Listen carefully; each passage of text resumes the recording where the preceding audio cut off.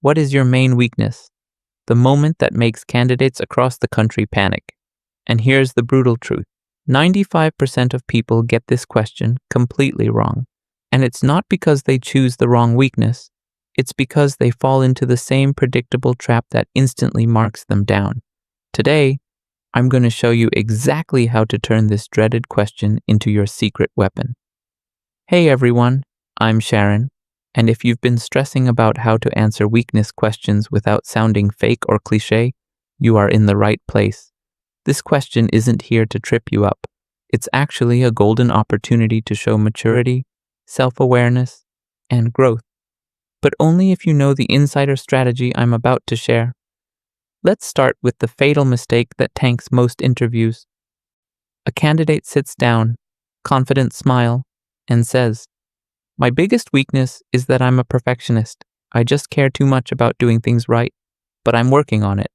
Wrong, or worse. "I can't say no to people. I just want to help everyone, but I'm aware of it and trying to improve." Here's why these answers are interview suicide. First, they're cliched. The panel has heard these exact words 20 times today.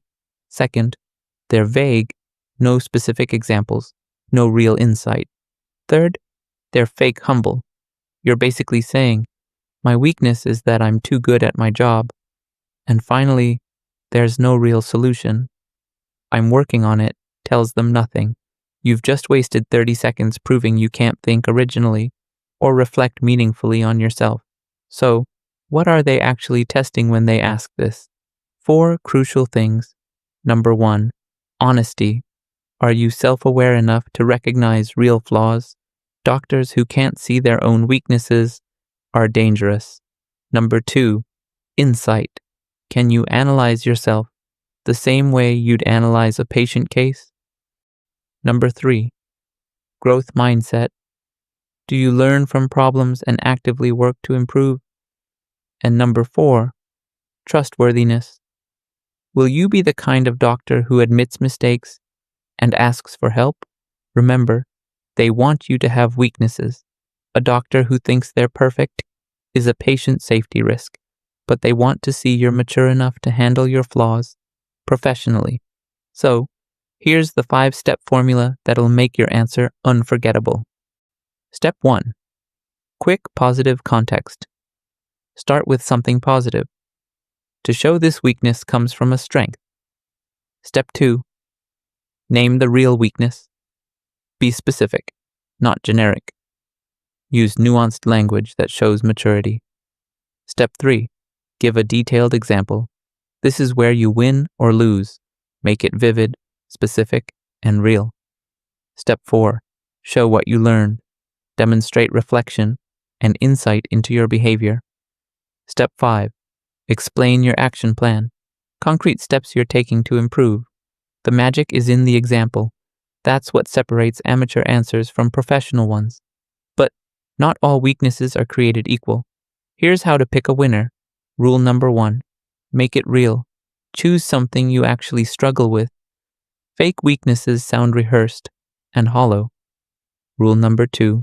Strength-based weakness. Pick something that, in different circumstances, could be seen as positive. Rule number 3. Fixable problem. Avoid deep personality flaws. Choose something you can actively work on. So, great weakness examples include taking on too many projects, shows enthusiasm, but poor time management. Having high standards for team members, shows leadership, but can create friction. Getting deeply invested in patient cases, shows compassion, but can affect judgment. Struggling to delegate to new team members, shows responsibility, but can cause burnout. But avoid these disasters. I'm a perfectionist, overdone and fake. I work too hard, not a real weakness. I'm disorganized, terrifying for a doctor. Past weaknesses you've apparently fixed, doesn't show current self-awareness. Let me show you a masterclass answer in action. Step 1. Positive context. I've always been someone who's passionate about getting involved in different projects.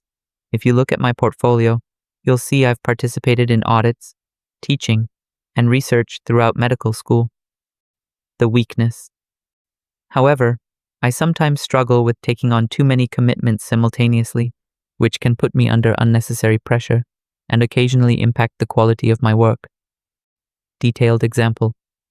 For instance, last year I was juggling my final year rotations, preparing for finals, leading a quality improvement project on handover communication, co-organizing teaching sessions for junior students, and volunteering for a local health charity.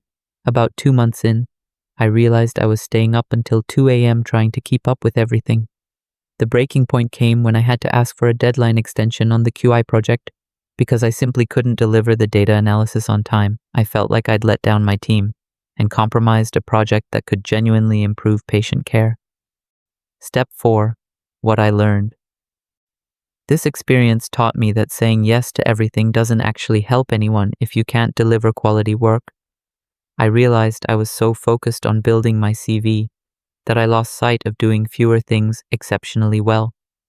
It also made me understand the importance of realistic planning and honest communication with supervisors. Step 5. Action plan. Now I use a simple system before taking on any new commitment. I map out my existing responsibilities and honestly assess whether I can give it the attention it deserves. I also learned to involve others more effectively. That QI project could have included medical students who would have benefited from the experience while helping with data collection. Let's break down why this answer works. It's authentic, a real struggle many high achievers face. It's specific. Concrete details make it believable and memorable. It shows growth, clear learning, and behavior change. It demonstrates values, shows they care about quality and team impact. It's actionable, specific strategies, not vague promises, and it's relevant to medicine, shows understanding of delegation, teamwork, and patient care. The panel can visualize exactly what kind of doctor this person will be, someone who pushes themselves, but learns from mistakes and considers patient impact. But don't fall into these common traps. The humble brag. I care too much about patients, not a real weakness. The ancient history, talking about a weakness from years ago that's fixed, the career killer. I sometimes make medication errors, terrifying for an interview. The generic template, using the same tired examples everyone else does. The excuse factory, blaming the weakness on external factors. The rambler, taking 5 minutes to answer a 2-minute question. Be honest, be specific, be growth-oriented. Here's your practice framework to nail this question. Step 1. Choose your real weakness using the golden rules. Step 2. Find a specific example from the last 1 to 2 years. Step 3. Write out your 5-step answer. Step 4. Practice out loud. Aim for 2 to 2.5 minutes total. Step 5. Record yourself and check for authenticity. Have 2 to 3 different weaknesses prepared. Some panels ask for multiple examples, and you don't want to repeat yourself. The weakness question isn't trying to catch you out. It's your chance to show you're a mature, self-aware doctor who can handle the challenges of medicine with honesty and growth.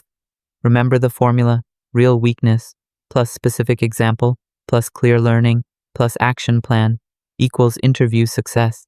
And that's how you turn a dreaded interview question into one of your biggest strengths. Ever wondered what happens when panel ask, "Tell me about your weakness"? That's exactly what we're covering in the next video. See you there.